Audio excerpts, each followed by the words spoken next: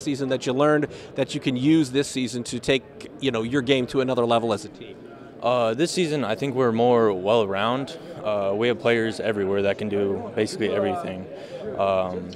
From last year, we lost Cam and Cole, two of the best players to ever come through Lakeland, but I think that from what we brought in, we'll be fine.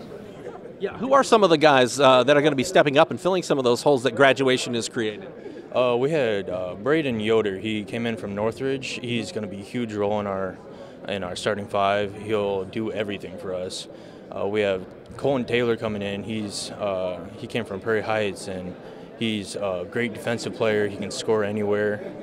We have Jashawn. He's coming back. He is great dribble drive. He'll do everything for us too. When you take a look at practice coming up here on November 5th, what are going to be some of the focal points as you get ready for this season? What's Coach going to focus on as you guys get ready? I think the main thing Coach is going to focus on is our conditioning, making sure we're in shape, ready to go up and down the court. Last year we lacked a little bit on that, and also strength. We've been in the weight room a lot, and we'll keep on at it. And that you guys can apply to this season to kind of take the next step for this Lakeland team? I think it's just kind of taking some of the standards that we set from last year and continuing them on this year. We've got some guys coming back that are, two starters coming back. We'll have 3 seniors.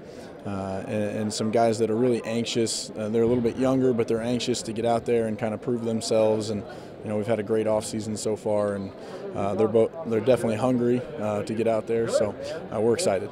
When you take a look at the landscape of the NECC, a lot of good basketball played in that conference. So what is going to be the key, and how do you see this conference playing out? Who are some of the teams to beat, and then how do you factor in there? Yeah, I'm amazed at how competitive the league is. We've got some really great coaches and some great talent.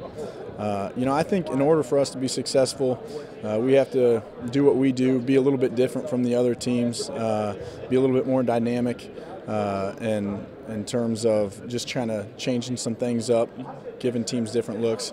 Obviously you're going to have to go compete against Westview. I think everyone will probably talk about them. They're a heavy favorite, I'm sure. You got Angola and West Noble. I think is going to be very competitive, and I know Eastside's got a great class coming up. So there's a lot of good teams, and we're going to have to do everything that we can to be prepared. But I think we just need to focus on controlling the controllables, and that's been a point of emphasis for us. And then we'll go from there.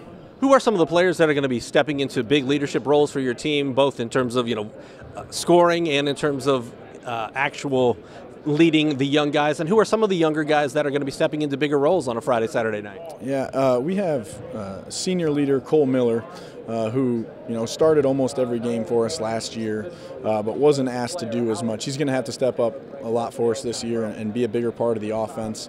And I see that same thing with another senior, Jashawn Poole, who will be asked to do a lot more.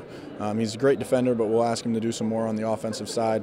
And then our sophomore, Braden Bontrager, is going to be asked to do a lot. He was kind of the third option last year, averaging about 13 points a game. Now with Big Brother gone, he's going to have to step up and be kind of the vocal point of our offense.